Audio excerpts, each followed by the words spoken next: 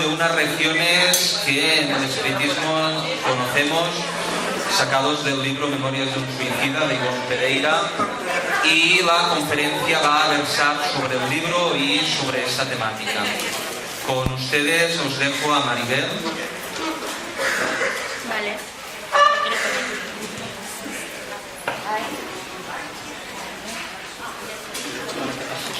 No, que pase solo.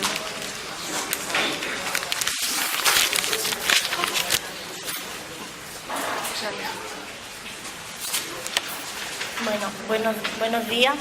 Os quiero dar las gracias a todos, a nuestro amado Padre, por permitir que estemos aquí todos reunidos, al Maestro Jesús por servirnos de guía, a los guías espirituales de este grupo, a David, a toda su familia por invitarme, a mis amigos Loli y Manuel, que tanto me ayudan,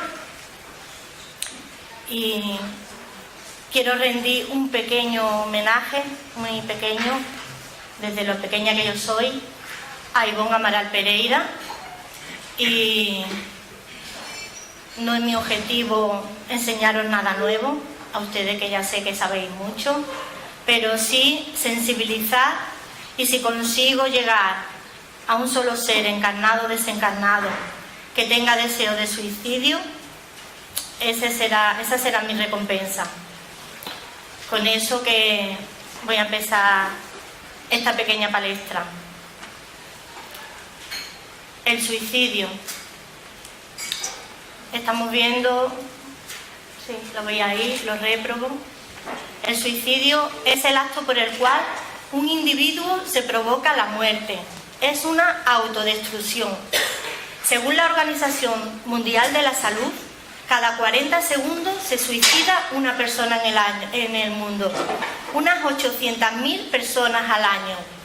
El suicidio es la segunda causa de muerte en el mundo después de los accidentes de tráfico. La OMS nos advierte también que los principales factores de riesgo son la depresión, los trastornos por consumo de alcohol, por consumo de sustancias, las sensaciones de pérdida, los diversos entornos sociales y culturales. Se estima que en el año 2020 la cifra alcance 1.500.000 personas y en todos los países van en aumento. Sin embargo, las estrategias de prevención funcionan. El suicidio se puede prevenir. Sensibilizar es actuar. Es un problema de salud pública, pero para muchos de nosotros todavía sigue siendo tabú la palabra suicidio.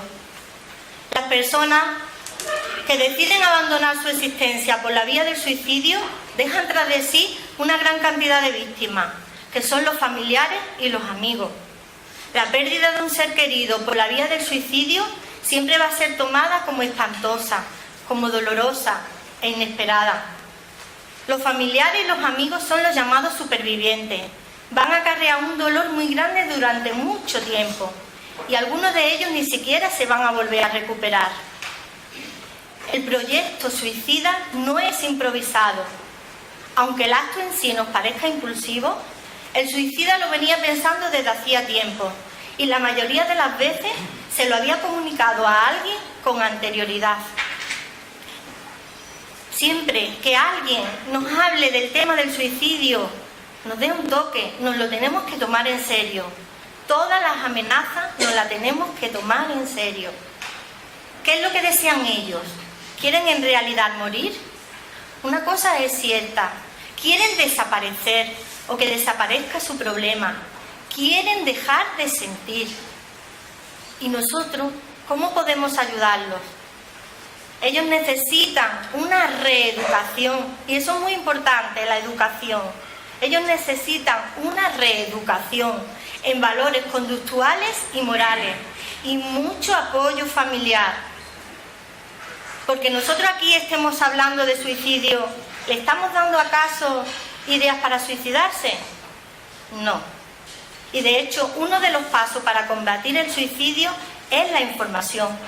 El suicidio ocurre en todo tipo de personas y en todos los estamentos sociales. Ellos pueden sentir, entre otras cosas, tristeza, letargo, ansiedad, irritabilidad, trastorno del sueño y del apetito.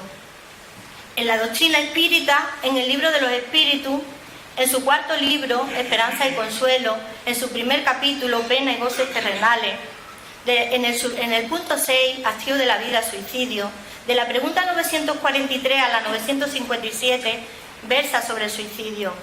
Kardec pregunta a los espíritus: ¿tiene el hombre derecho a disponer de su propia vida?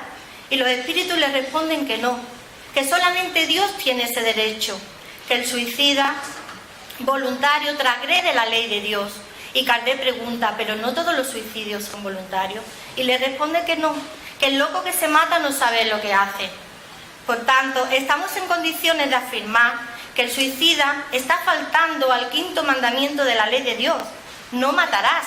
Está dejando atrás ese faro de luz que nos trajo el Maestro de Maestros y que compone la columna vertebral del Evangelio, la bienaventuranza. Bienaventurados los pobres de espíritu, porque de ellos es el reino de los cielos. Bienaventurados los mansos y humildes, porque poseerán la tierra. Bienaventurados los que lloran, porque serán consolados. Bienaventurados los que tienen hambre y sed de justicia, porque serán saciados. Bienaventurados los misericordiosos, porque alcanzarán misericordia. Bienaventurados los que tienen el corazón puro y limpio, porque verán a Dios. Bienaventurados los pacíficos, porque serán llamados hijos de Dios. Bienaventurados los perseguidos por mi causa o por ser justos, porque de ellos es el reino de los cielos. Si hacemos un recorrido por el libro tercero del libro de los espíritus, leyes morales, adoración, trabajo, reproducción, conservación, destrucción, sociedad, progreso, igualdad, libertad, justicia, amor y caridad, vemos cómo el suicida se aleja de la mayoría de las leyes. Por tanto, nos queda claro que el suicida es un delincuente que transgrede la ley de Dios. Y ahora nosotros nos preguntamos, estas personas ya se han suicidado. En la pregunta 957 del libro de los espíritus, Kardec pregunta: ¿qué consecuencia acarrea en general el suicidio en estado de espíritu? Y los espíritus les responden que las consecuencias son muy diversas, que no hay pena fija, pero que hay un hecho ineludible para todos ellos. Por ahí van a pasar todos, por la contrariedad. Por lo demás, los hay que expiarán de inmediato su falta, y otros en otra vida que será peor que aquella cuyo curso han interrumpido. Ya la han interrumpido. ¿Y ahora? ¿Y ahora qué hacemos? ¿Qué podemos hacer con ellos? Divaldo Pereira Franco, en la edición 18 de la revista Espírita, nos dice: envolvámosle en dulces oraciones de ternura, de compasión, de solidaridad. Dirijámosle buenos pensamientos. Y en caso de ser familiar de un suicida, no recordarle el gesto y disculparlo siempre, sabiendo que el amor es la mejor solución ante cualquier circunstancia de la vida.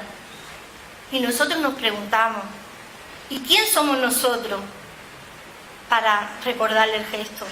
¿No habremos sido en otra existencia suicida? ¿Por alguna circunstancia no lo podremos ser en el futuro? Tenemos que utilizar el amor como la mejor solución. En el libro La justicia divina o el cielo y el infierno, en su segunda parte, en su punto 5, hay 9 casos diferentes de suicida, con 9 desenlaces diferentes. Pero para todos ellos, los espíritus nos recomiendan como el mejor bálsamo la oración. Así que ya lo sabemos. Siempre que sepáis que alguien se ha suicidado, el mejor bálsamo, ¿qué podemos hacer por ello? Orar.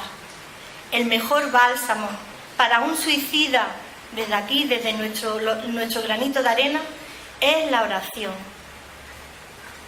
Divaldo Pereira Franco, en esta misma edición 18 de la revista Espírita, nos hace mención de un libro, del libro Memorias de un suicida.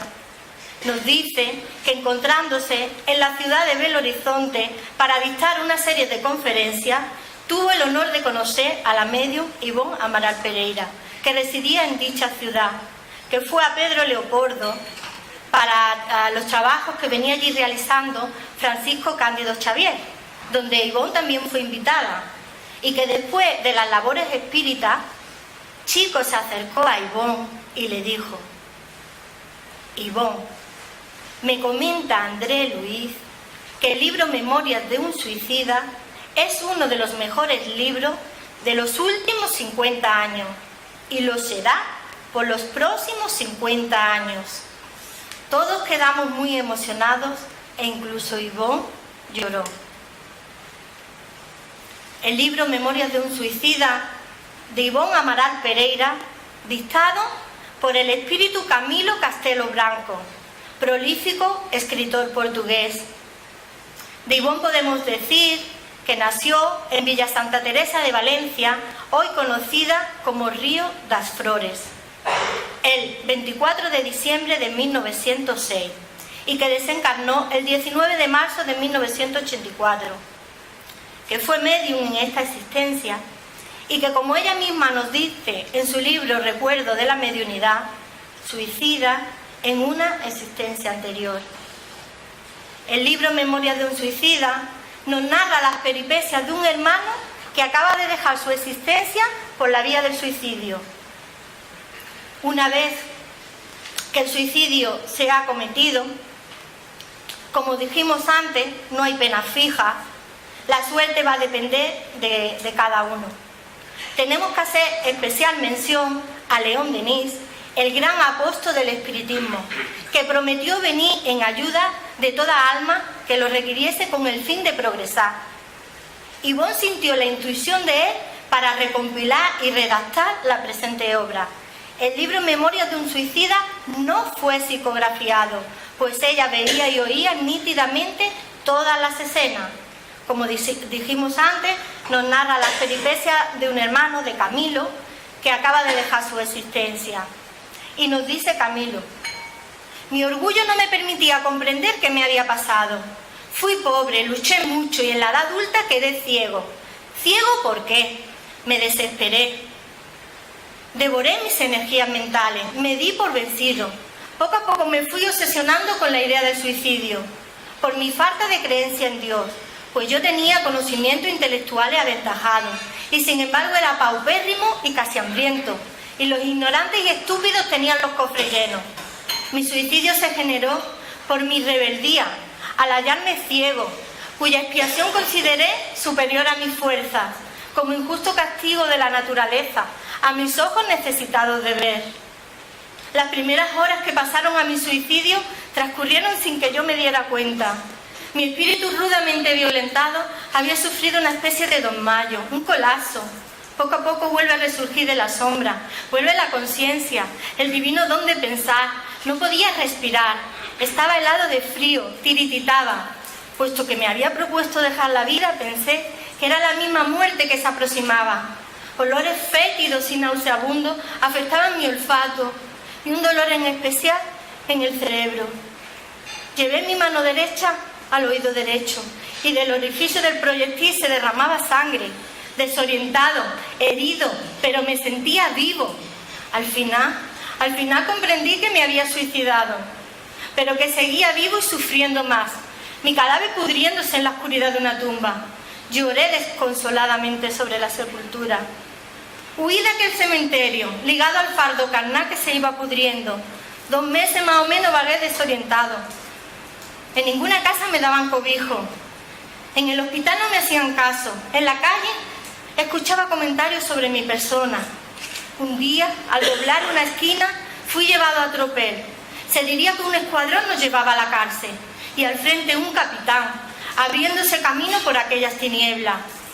Comenzamos a andar y al pronto comenzaron a surgir cavernas y al fondo un gran pantano encharcado.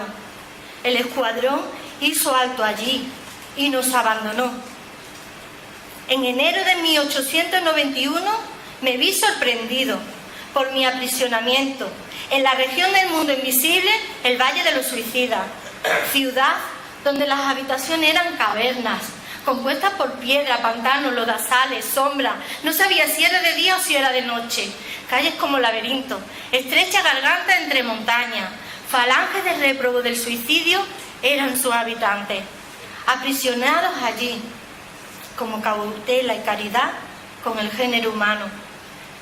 Nosotros vamos a definir réprobo del latín reprobare, reprobar, no aprobar, no haber superado una prueba con éxito, consideramos que hay que volverla a repetir, y también puede significar apartado de la sociedad por una acción mala. Y Camilo continúa. Hombres y mujeres, caracterizados por la alucinación de cada uno, todos con el sello de género de muerte escogido, uno con la ansia del ahorcado, otro con garganta, pecho y oídos bañados en sangre, todos reteniendo con su fuerza mental el momento del suicidio, retratando el episodio sin cesar, haciendo visible esa horrible recordación a sus compañeros, sufriendo por ellos mismos y por los demás. Y la visión insidiosa del cadáver en putrefacción, con su fetidez asquerosa. Este valle, el Valle de los Suicidas, pertenece a una colonia, a la colonia correccional Legión Siervo de María, encargada de socorrer a los desencarnados suicidas de España, Portugal, Brasil y las colonias portuguesas de África. Pero no todos los suicidas logran llegar al valle. Los hay que o bien han sido aprisionados antes o bien son los mismos obsesores o verdugos. Para los que han sido aprisionados antes, trabajadores especializados van a las regiones más extrañas del globo en procura de aquellos espíritus sufrientes que han sido doblemente desviados, uno por su condición de suicida y otra, muy importante, por su afinidad con los elementos más inferiores del mundo invisible, como dijo el compañero, los obsesores.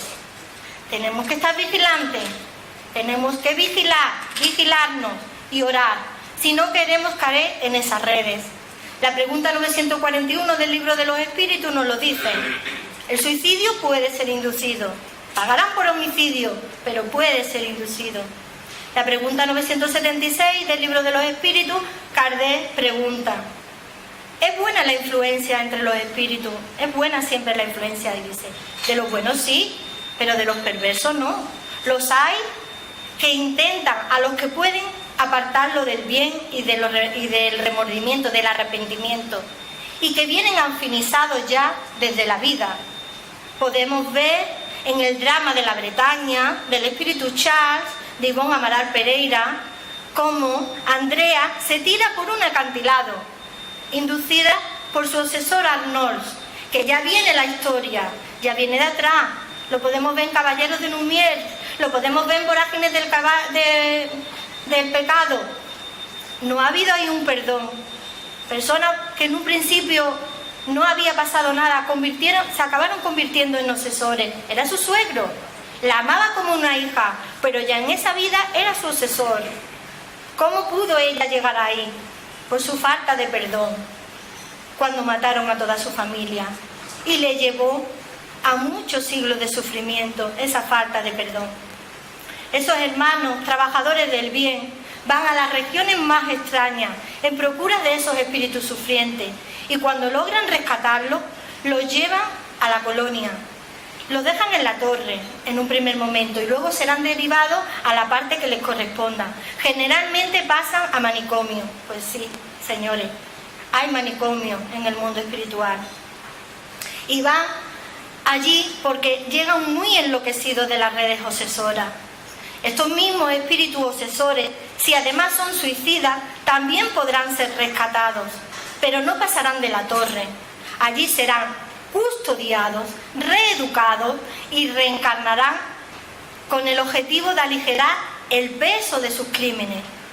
Visto lo visto, aunque en un principio nos parezca algo siniestro el Valle de los Suicidas, es lo mejor que le pudo pasar a Camilo, dadas sus circunstancias, pues estar al abrigo de una colonia de la colonia, el valle pertenece a la colonia, está a ese abrigo, significa que tiene asistencia, aunque invisible, y que va a ser un futuro candidato a la hospitalización. Y nosotros nos preguntamos, aquí que nos gusta mucho el tiempo en la tierra, ¿y cuánto tiempo hay que permanecer en ese valle de dolor? ¿Cuánto tiempo? Y Camilo nos contesta, Cosa insólita. Todos traían pendientes de sí fragmentos de un cordón luminoso, fosforescente, despedazado, como destrozado violentamente y que desprendía fluido. Ese cordón luminoso sirve para ligar el alma a la envoltura carnal y le comunica la vida. Debe de ser desligado y nunca quebrado. Pero al haber sido despedazado, encontrándose en toda su pujanza de fluido para una vida más larga, en la que las reservas de fuerza magnética aún no se han extinguido, lleva al suicida a sentirse muerto vivo.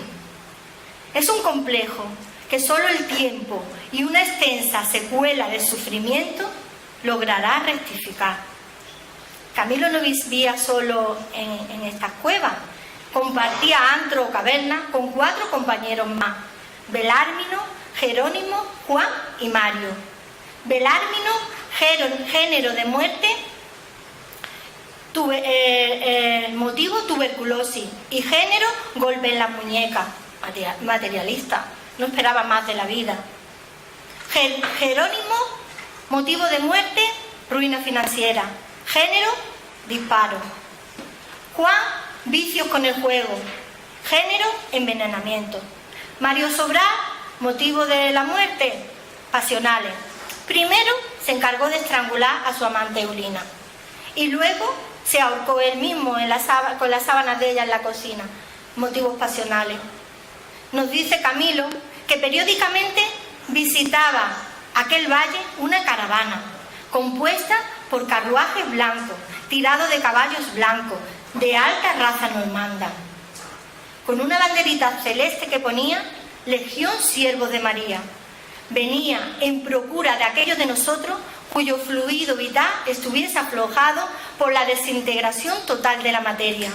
Un día ocurrió algo insólito, algo inesperado.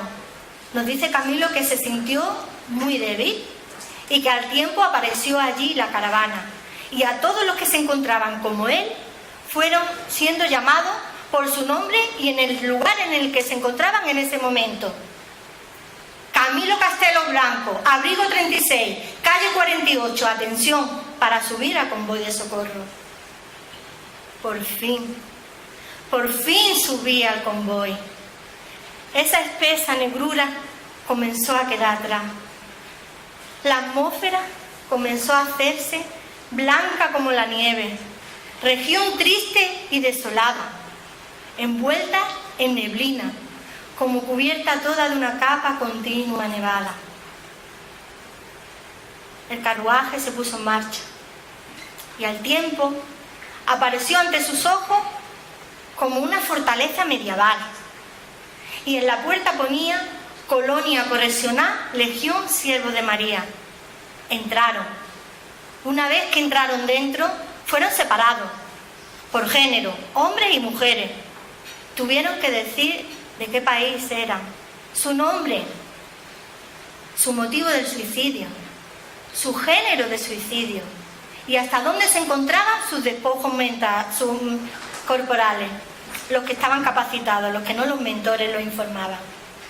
Luego subieron otra vez al carruaje y a una hora llegaron al Hospital Central, Hospital María de Nazaret. A una hora nos hacemos una idea de lo grande que es la colonia.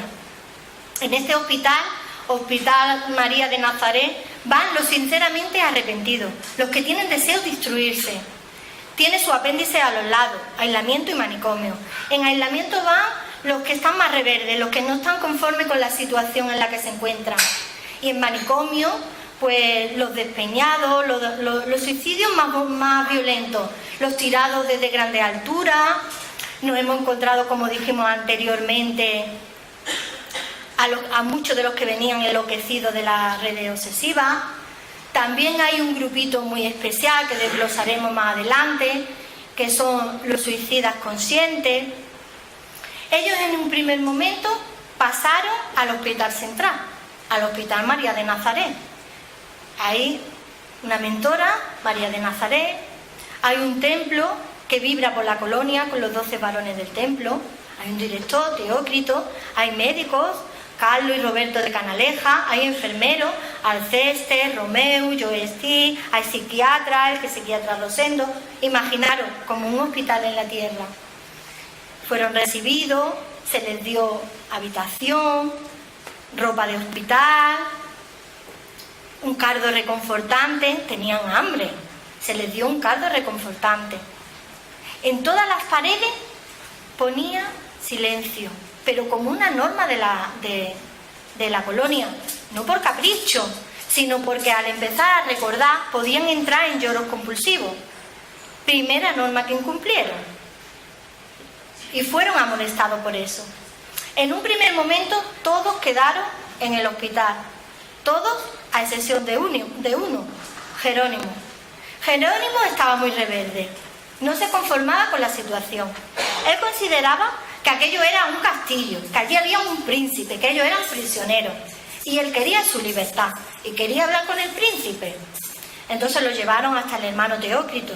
El hermano Teócrito le explicó la situación en la que se encontraba, que no era aconsejable viajar a su casa en las circunstancias en las que estaba. Había una norma de la colonia que era evitar los sufrimientos innecesarios, pero él seguía, insistía, hasta el punto de que el hermano Teócrito tuvo que pedir consejo telepáticamente a los 12 varones del templo para que le aconsejaran. Los hermanos le dijeron que sí, que lo dejaran de ir, por su libre albedrío. Estaba incumpliendo una norma de la colonia. Y fijaos, estaba tan materializado que hasta exigió un ramillete de flores para su esposa Zulmira. No comprendía para nada. Los demás compañeros quedaron en la habitación y se les explicó que iban a ver todo lo que pasaba, porque de allí tenían que ellos que extraer algo bueno. Fueron a Portugal, fueron a la casa de Jerónimo. ¿Cuál fue su sorpresa? Allí no había nadie. Había pasado mucho tiempo, pero él no había reparado en el tiempo. Salió a la calle y espíritus que merodeaban la zona les informó. Muy a gustito, enseguida. No, no hay nadie. Te suicidaste, te fuiste. Tus hijas mayores están mal, pero anda que los pequeños... El niño, Albino, está en la cárcel. Y Margaritiña en la ribera del muelle, vendiendo pescado, de recadera, pero algo peor, de meretriz, obligada por su madre Zulmira. Los hermanos, pues iba un escuadrón protegiéndolo, lo dejaron que escucharan, era su libre albedrío. Fue a la cárcel, vio a su hijo, y a las vibraciones del padre con el hijo empezó a recordar. Empezó el hijo a pensar que si su padre no se hubiera suicidado, quizás la situación familiar hubiera sido otra. Entró en un lloro, entró en un desconsuelo, no podía ayudar al hijo, no sabía cómo ayudarlo.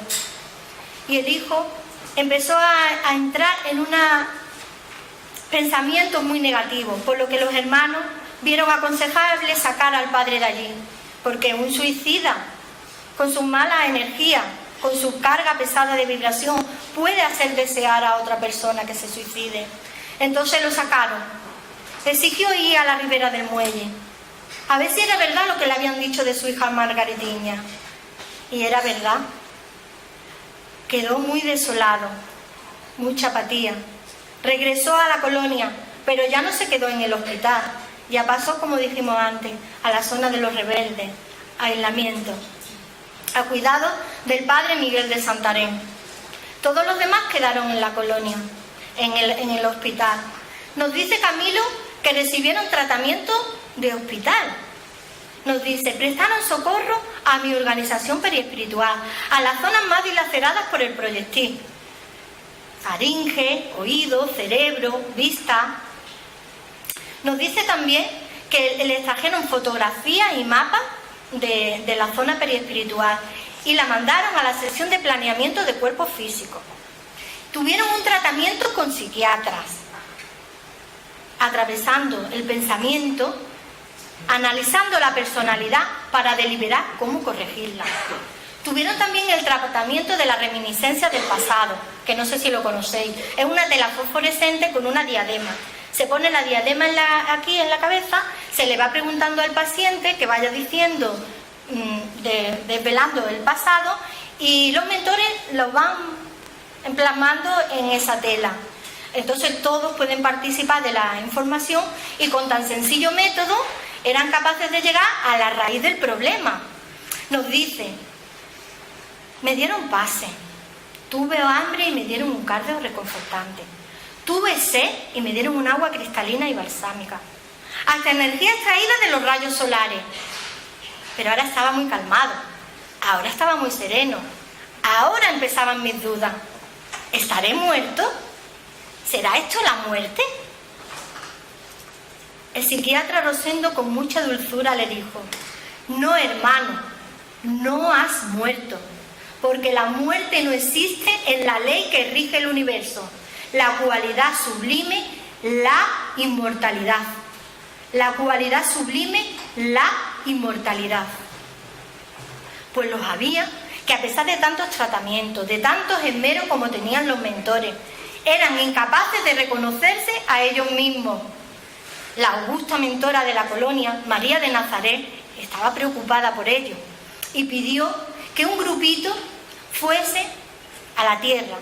Es una historia maravillosa, pero ese libro da para un seminario, no para esto, entonces os aconsejo que lo leáis. Fueron a la tierra, a reuniones doctrinarias cristianas, con el fin de que los más desdichados fuesen capaces de ver y oír, porque no veían a los mentores. Un grupito fue invitado, entre ellos Camilo. Estuvieron en Brasil 2 meses en reuniones doctrinarias cristianas de carácter privado. Pasado este tiempo, regresaron a la colonia. Nada más que llegaron a la colonia, Teócrito los reunió, no a todos, a un grupito, y les informó que habían conseguido una recuperación, una leve recuperación. No estaban totalmente recuperados, pero que ya sí estaban capacitados para hacer un nuevo planeamiento reencarnatorio si así lo querían. Podían reencarnar de inmediato o podían, quedaban invitados a hacer un nuevo curso allí con ellos que les garantizase una nueva reencarnación con éxito. Tenemos que volver aquí a incidir. No todos, los hay que tienen que reencarnar de inmediato como prescripción médica, pero ellos se podían permitir, dadas sus circunstancias, avanzar en un nuevo curso de iniciación. Camilo se lo pensó, yo creo que se lo pensó poco, dijo que sí, que se quedaba en la colonia, que quería hacer ese curso de iniciación, pero ya se le había dado el alta en el hospital, ya no se podía quedar en el hospital. Entonces pasó al pabellón La Mansión de las Rosas. Una vez que llega a la Mansión de las Rosas, lo primero que le hacen, considero con mucha cortesía, que es lo que hay que hacer, se le enseñó toda la colonia. Ahí hay para extraer cosas muy ricas, pero no hay tiempo. Entonces vamos a decir 2 visitas que yo he considerado imprescindibles. Una a manicomio de hombres y otra a manicomio de mujeres. En manicomio de hombres, el hermano Juan les dice la diferencia entre suicida consciente y suicida pasional. Les dice que es 100 veces más culpable un suicida consciente que un suicida pasional, porque ha abusado de todo tipo de vicios. Es un criminal que se ha matado lentamente con tiempo para reflexionar. Ha abusado de todo tipo de vicio: tabaco, alcohol, droga, sexo, estupefacientes, de todo. Son considerados débiles mentales, idiotas del plano espiritual. Tenemos también que hacer especial mención a la visita guiada que tuvieron en el manicomio de mujeres. La hermana Licencia de Guzmán les informó que allí había mujeres que habían muerto desencarnado, abortando, voluntariamente, se entiende, o por enfermedad debida al aborto. Camilo nos las describe como bultos negros llenos de llaga que llevan impreso el diseño de embriones humanos. Y eso es lo menos. Es lo que os he extraído, porque hay más. Dicho esto, podemos decir que Camilo empezó su curso de iniciación. Ese curso tan bonito, esa esperanza que nos da, que hasta en estos sitios hay ciudades universitarias, que hasta aquí se puede estudiar, que hasta aquí avanzamos. Dios no deja abandonado a nadie, tampoco a los suicidas. Entonces empezó su curso con un curso con 3 asignaturas: Aníbal de Sila, Epaminondas de Vigo y Souria Omar. Aníbal de Sila formó parte de los niños que estaban con Jesús y le daba el Evangelio. Epaminondas de Vigo, ciencia universal, todo: física, medicina, psicología, todo lo que se os ocurra. Souria Omar, la aplicación práctica de todo lo aprendido. Ya no necesitaban el carruaje, ya por la fuerza de su voluntad podían con el pensamiento desplazarse, recorrieron todo el espacio. Pero nos dice Camilo que donde más tiempo paraban era aquí, ayudando a los sufrientes y sobre todo acompañando en el momento de la desligación, que es un momento muy crucial, y mucho más, como lo hemos visto, en el caso de los suicidas. Nos dice Camilo que le dijeron que tenía que empezar a obtener cualidades en el Evangelio del Redentor, que tenía que comenzar a hacer una reforma interior, que tenía que comenzar a conocerse a sí mismo para poder corregir en qué fallaba y volverse hacia el bien. Para eso había una asignatura, la daba Epaminondas de Vigo. Hombre, conócete a ti mismo. Utilizaban la técnica de la tela que comentamos antes, de la tela fosforescente con la diadema. Con esta diadema se puede rasgar el velo de vidas pasadas. Un día le tocó ponerse la diadema a Camilo. Nos dice Camilo que se vio en el año 33 de la era cristiana como galo huido de su patria por traidor, por crímenes, condenado a muerte, yendo a parar a la vieja ciudad santa de los judíos, Jerusalén, en el día del Calvario. Llegó a pedir la muerte del carpintero nazareno. ¿Y cómo pedía su muerte? Y hasta llegué a insultar a su amada madre, porque yo era envidioso de todo lo que era superior a mí. Pues yo era feo y mutilado, pues me faltaba un brazo. Se me concedió la oportunidad de la redención y la rechacé. Nos dice Camilo que se ve otra vez en el siglo XVII como sacerdote de la Compañía de Jesús, pero no por amor a Jesús ni por amor al bien, sino por ambición. Porque él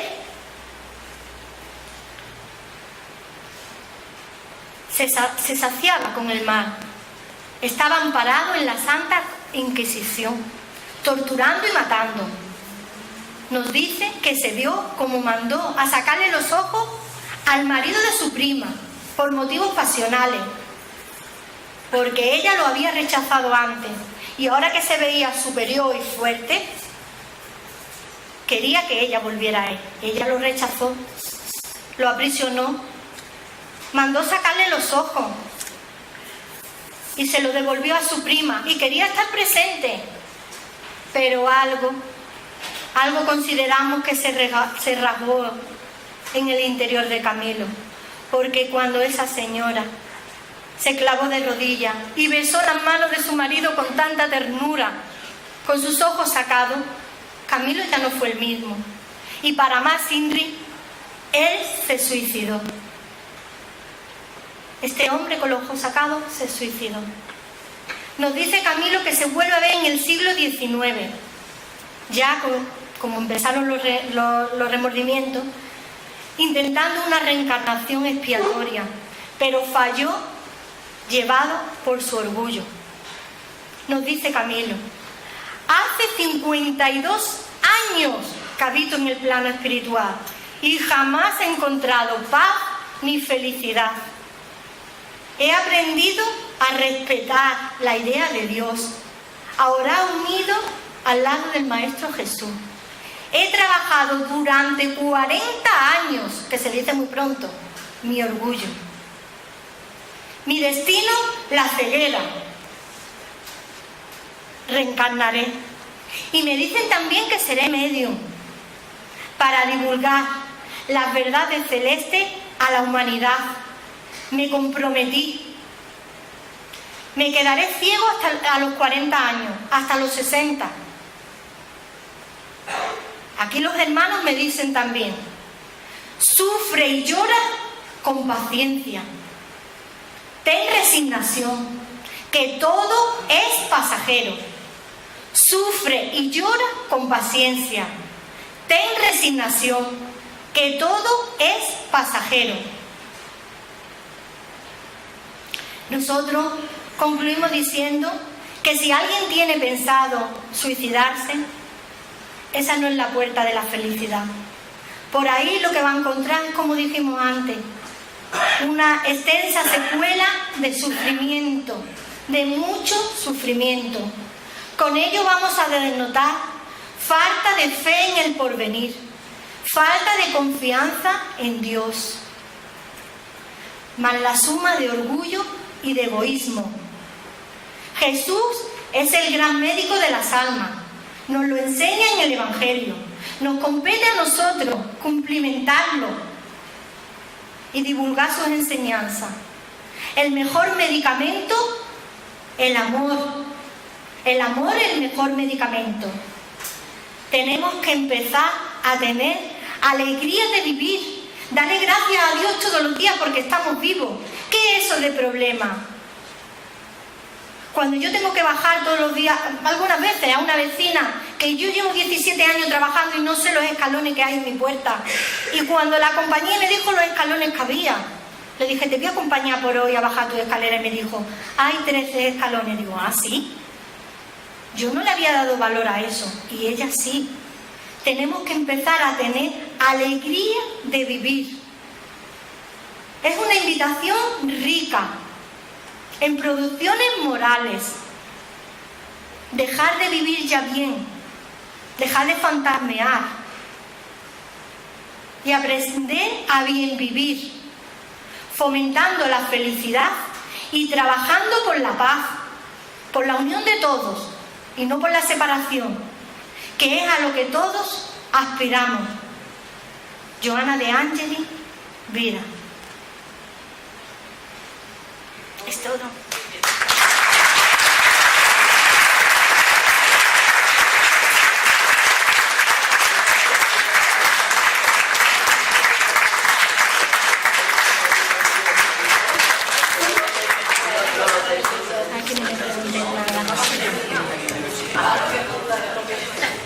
Bueno, yo creo que tras la excelente exposición algunas dudas se habrán suscitado y alguien querrá un complemento o profundizar un poquito más.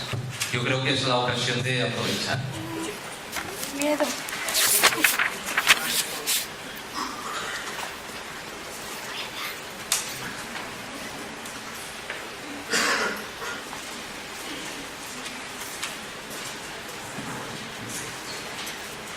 Ante todo, enhorabuena, porque la verdad es que ha estado muy bien. Gracias, Maribel. Nos has hablado de cómo nos inducen los espíritus, ¿vale? La mayoría que estamos aquí somos espíritas y, claro, no fumamos, no bebemos, porque sabemos que eso es un suicidio. Pero tenemos los vicios mentales, ¿vale? Aquellos vicios mentales que van a somatizar una enfermedad. Todos sabemos que el organismo, las células, cada X tiempo, pues mi corazón, mi riñón, y eso va cambiando. Si yo enfermo, por ejemplo, muero pues, de un cáncer, de un infarto, algo, producido por la enfermedad somatizada de mis vicios como egoísmo, celos y todo eso, ¿qué me voy a encontrar? ¿Como que ha sido una enfermedad normal? ¿O que realmente me estoy suicidando?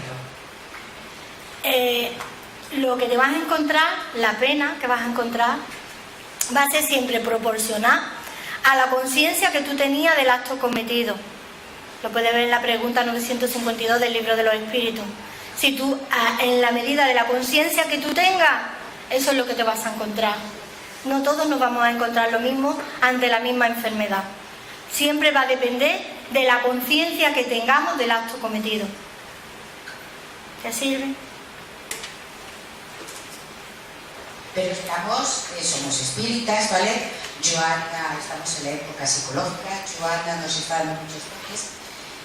Nosotros tenemos que tener más conciencia en esto, ¿no? De no tener tanto vicio encubierto.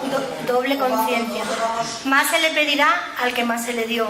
¿Bien? Si tienes más conciencia, serás más culpable. Quiere decir que tenemos que empezar a conocernos y a tener, ¿no? Conocernos a nosotros mismos, como decía Camilo, conocernos a nosotros mismos, ver en qué estamos fallando, no solamente saberlo, porque saberlo no conduce a nada, tenemos que cambiar nuestra actitud y a medida que tenemos más conciencia nos endeudamos más. Entonces, de todos los caminos se va a llegar a Dios, no solamente desde el espiritismo. El espiritismo es un instrumento más muy rico y muy valioso, y por lo tanto por el que se te va a juzgar. A más conciencia tenga tú del acto que has cometido, más te endeudarás, considero yo.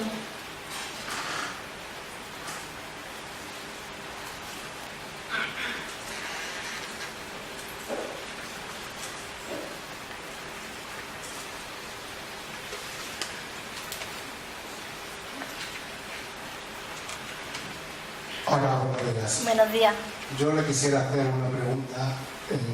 A ver, si yo, por ejemplo, tengo un amigo, o un familiar, o un allegado, que te amenaza con el suicidio, ¿cómo le podría ayudar yo a esa persona? Como dijimos al principio de la conferencia, siempre que nos hable alguien de amenaza, aunque lo esté pasando desapercibido, es una amenaza. Ya nos están avisando de que ahí hay un posible suicidio. Nosotros todavía podemos tener los ojos más abiertos, para otra persona puede pasar desapercibido, pero para usted no. Entonces, somos tan... está tan mal hacer el mal como dejar de hacer el bien. Entonces estás obligado a ayudarle porque tienes conciencia de ello, si quieres. Y la primera cosa que hay que hacer, considero yo, desde mi perspectiva, que es hablar con él, no atiborrarle la información, sino que fluya, que él se desahogue, que suelte lo que lleva en su interior. Y ahora sutilmente tú irle dando pequeñas cucharaditas. Tampoco la luz muy fuerte lo puede cegar, pero tenerlo siempre como que esa es una misión tuya que se te ha dado, puesto que te has dado cuenta, la misión es tuya. Entonces en la lista de los que tú tienes que ayudar está esa persona, y serás tan culpable como él por no haberlo ayudado, porque no es suficiente hacer el bien, también hay que no dejar de hacerlo, eso también es el mal. Considero que eso es lo que deberías de hacer. Vale, gracias. A ti. Pero es que en el caso mío, digamos, nos separa una distancia muy grande. O sea, no lo tengo aquí a mi lado, o sea, a mi entorno. Hay muchos kilómetros por medio. No. Entonces, claro, yo pienso que con el pensamiento Orar. y la oración Orar. se ayuda. Pero claro, siempre queda esa duda, ¿no? De que a lo mejor no hace lo suficiente. Es que no comentaste que no lo tenías cerca.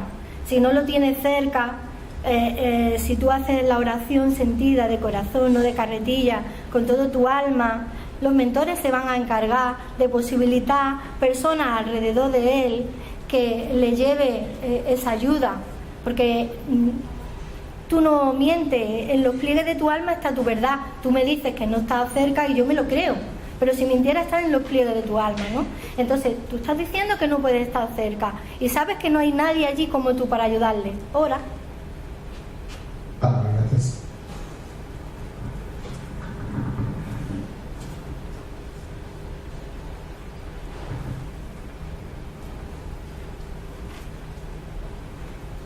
Por hacer una pregunta personal, se ha suicidado una amiga mía de la infancia y de un tiempo para aquí tengo continuamente en mi mente.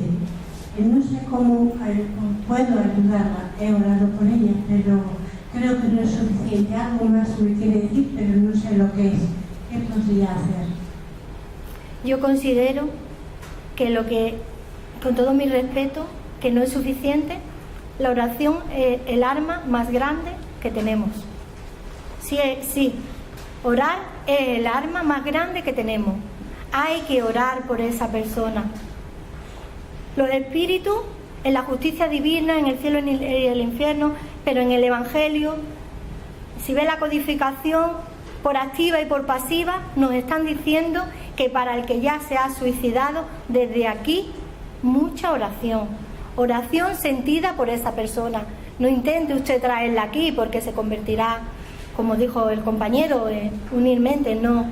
Orar por esa persona sentida, de corazón, que aunque usted no tiene por qué ver el efecto, no oramos esperando a pararnos a ver ante nuestros ojos el resultado. El resultado llegará. Usted ore con fe a Dios.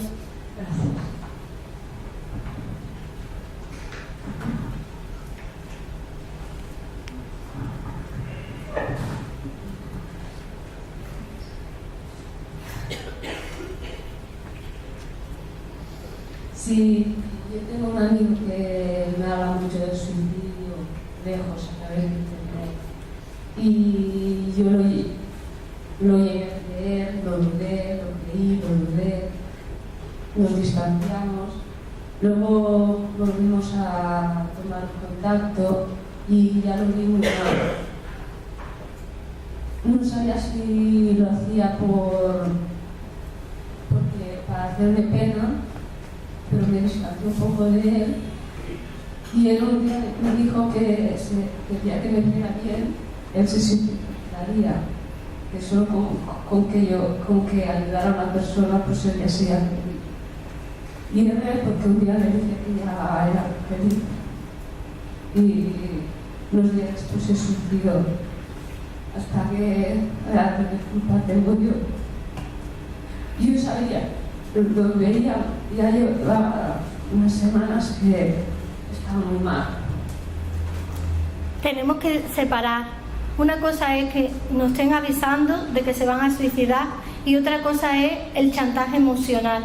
Creo entender que es chantaje emocional, que si no estás conmigo me suicido. He creído entender eso. Si eso no puede ser, tú no puedes estar a la fuerza con nadie. Tú tienes tu individualidad, tú tienes tu libre albedrío y tú tienes que decidir con quién estar sin hacerle daño. Pero tú no puedes ser culpable de que una persona se suicide si tú no estás con ella. Si yo he querido entender eso. Cosa distinta es que tú lo creas y pidas por él porque le vaya bien, y si lo tienes a mano incluso siempre recomendarle médicos, porque es muy necesaria la medicina, es muy necesaria. Yo he ayudado algunas veces así charlando, porque de mucho no llego a personas, pero con su tratamiento psiquiátrico siempre, cuando están mal, cuando los médicos han considerado que necesita una medicación y tú también oras, ya no puedes hacer nada más. Tú tienes que tirar de tu vida, no puedes. Él sería un obsesor para ti, no te puede obligar a estar con él a la fuerza. Yo considero que tú orando con él por él de corazón ya has hecho bastante, que a lo mejor me equivoco, que si aquí hay alguien que lo pueda decir mejor, que yo soy una alumna,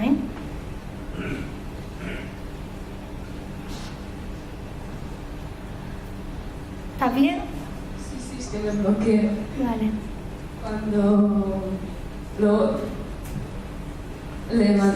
Cuando estaba tan mal, le dije que se fuera a psiquiatra, que le pidiera al psiquiatra, y insistí tanto hasta que me prometió que iría. Y me dijo el lunes, y ese lunes se suicidó. No le hubiera hecho nada. No. Tienes la suerte de conocer el espiritismo. Tienes la suerte de que tú no eres, como me decía ayer una amiga, un ratoncito enjaulado en una jaula. Tú tienes una puerta abierta, tienes al Evangelio de Jesús, tú puedes pedir por él.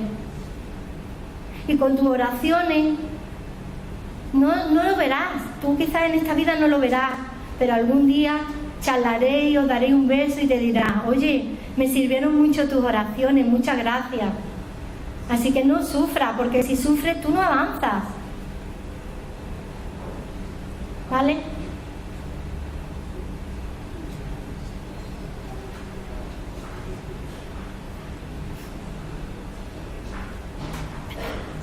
Bueno, con los testimonios, no sé si hay alguien más. Pues yo quiero decir simplemente que muchísimas gracias a todos por invitarme, a todos vosotros por tener la paciencia de escucharme y a la espiritualidad por estar también aquí hoy. Muchas gracias a todos.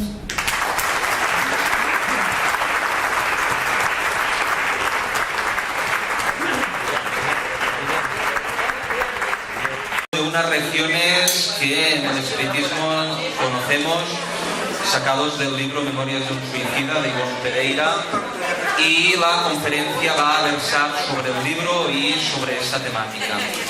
Con ustedes os dejo a Maribel. Vale.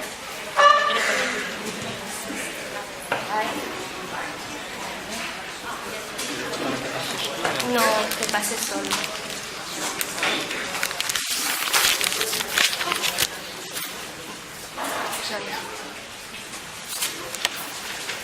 Bueno, buenos días. Os quiero dar las gracias a todos, a nuestro amado Padre, por permitir que estemos aquí todos reunidos, al Maestro Jesús por servirnos de guía, a los guías espirituales de este grupo, a David, a toda su familia por invitarme, a mis amigos Loli y Manuel, que tanto me ayudan, y quiero rendir un pequeño homenaje, muy pequeño, desde lo pequeña que yo soy, a Ivonne Amaral Pereira. Y no es mi objetivo enseñaros nada nuevo, a ustedes que ya sé que sabéis mucho, pero sí sensibilizar, y si consigo llegar a un solo ser, encarnado o desencarnado, que tenga deseo de suicidio, esa será mi recompensa. Con eso que voy a empezar esperada. Los familiares y los amigos son los llamados supervivientes. Van a acarrear un dolor muy grande durante mucho tiempo, y algunos de ellos ni siquiera se van a volver a recuperar. El proyecto suicida no es improvisado. Aunque el acto en sí nos parezca impulsivo, el suicida lo venía pensando desde hacía tiempo, y la mayoría de las veces se lo había comunicado a alguien con anterioridad. Siempre que alguien nos hable del tema del suicidio, nos dé un toque, nos lo tenemos que tomar en serio. Todas las amenazas nos las tenemos que tomar en serio. ¿Qué es lo que desean ellos? ¿Quieren en realidad morir? Una cosa es cierta, quieren desaparecer o que desaparezca su problema. Quieren dejar de sentir. ¿Y nosotros cómo podemos ayudarlos? Ellos necesitan una reeducación, y eso es muy importante, la educación. Ellos necesitan una reeducación en valores conductuales y morales, y mucho apoyo familiar. Porque nosotros aquí estemos hablando de suicidio, ¿le estamos dando acaso ideas para suicidarse? No. Y de hecho, uno de los pasos para combatir el suicidio es la información. El suicidio ocurre en todo tipo de personas y en todos los estamentos sociales. Ellos pueden sentir, entre otras cosas, tristeza, letargo, ansiedad, irritabilidad, trastorno del sueño y del apetito. En la doctrina espírita, en el libro de los espíritus, en su cuarto libro, Esperanza y Consuelo, en su primer capítulo, Pena y Goces Terrenales, en el punto 6, Hastío de la vida, suicidio, de la pregunta 943 a la 957, versa sobre el suicidio. Kardec pregunta a los espíritus: ¿tiene el hombre derecho a disponer de su propia vida? Y los espíritus le responden que no, que solamente Dios tiene ese derecho, que el suicida voluntario transgrede la ley de Dios. Y Kardec pregunta, ¿pero no todos los suicidios son voluntarios? Y le responde que no, que el loco que se mata no sabe lo que hace. Por tanto, estamos en condiciones de afirmar que el suicida está faltando al quinto mandamiento de la ley de Dios: no matarás. Está dejando atrás ese faro de luz que nos trajo el Maestro de Maestros y que compone la columna vertebral del Evangelio, la bienaventuranza. Bienaventurados los pobres de espíritu, porque de ellos es el reino de los cielos. Bienaventurados los mansos y humildes, porque poseerán la tierra. Bienaventurados los que lloran, porque serán consolados. Bienaventurados los que tienen hambre y sed de justicia, porque serán saciados. Bienaventurados los misericordiosos, porque alcanzarán misericordia. Bienaventurados los que tienen el corazón puro y limpio, porque verán a Dios. Bienaventurados los pacíficos, porque serán llamados hijos de Dios. Bienaventurados los perseguidos por mi causa o por ser justos, porque de ellos es el reino de los cielos. Si hacemos un recorrido por el libro tercero del libro de los Espíritus, leyes morales, adoración, trabajo, reproducción, conservación, destrucción, sociedad, progreso, igualdad, libertad, justicia, amor y caridad, vemos cómo el suicida se aleja de la mayoría de las leyes. Por tanto, nos queda claro que el suicida es un delincuente que transgrede la ley de Dios. Y ahora nosotros nos preguntamos, estas personas ya se han suicidado. En la pregunta 957 del libro de los Espíritus, Kardec pregunta, ¿qué consecuencia acarrea en general el suicidio en estado de espíritu? Y los espíritus les responden que las consecuencias son muy diversas, que no hay pena fija, pero que hay un hecho ineludible para todos ellos. Por ahí van a pasar todos, por la contrariedad. Por lo demás, los hay que expiarán de inmediato su falta, y otros en otra vida que será peor que aquella cuyo curso han interrumpido. Ya la han interrumpido. ¿Y ahora qué hacemos? ¿Qué podemos hacer con ellos? Divaldo Pereira Franco, en la edición 18 de la revista Espírita, nos dice: envolvámosle en dulces oraciones de ternura, de compasión, de solidaridad. Dirijámosle buenos pensamientos. Y en caso de ser familiar de un suicida, no recordarle el gesto y disculparlo siempre, sabiendo esta pequeña palestra. El suicidio. Estamos viendo, sí, lo veis ahí, los réprobos. El suicidio es el acto por el cual un individuo se provoca la muerte. Es una autodestrucción. Según la Organización Mundial de la Salud, cada 40 segundos se suicida una persona en el mundo. Unas 800.000 personas al año. El suicidio es la segunda causa de muerte en el mundo después de los accidentes de tráfico. La OMS nos advierte también que los principales factores de riesgo son la depresión, los trastornos por consumo de alcohol, por consumo de sustancias, las sensaciones de pérdida, los diversos entornos sociales y culturales. Se estima que en el año 2020 la cifra alcance 1.500.000 personas y en todos los países van en aumento. Sin embargo, las estrategias de prevención funcionan. El suicidio se puede prevenir. Sensibilizar es actuar. Es un problema de salud pública, pero para muchos de nosotros todavía sigue siendo tabú la palabra suicidio. Las personas que deciden abandonar su existencia por la vía del suicidio dejan tras de sí una gran cantidad de víctimas, que son los familiares y los amigos. La pérdida de un ser querido por la vía del suicidio siempre va a ser tomada como espantosa, como dolorosa,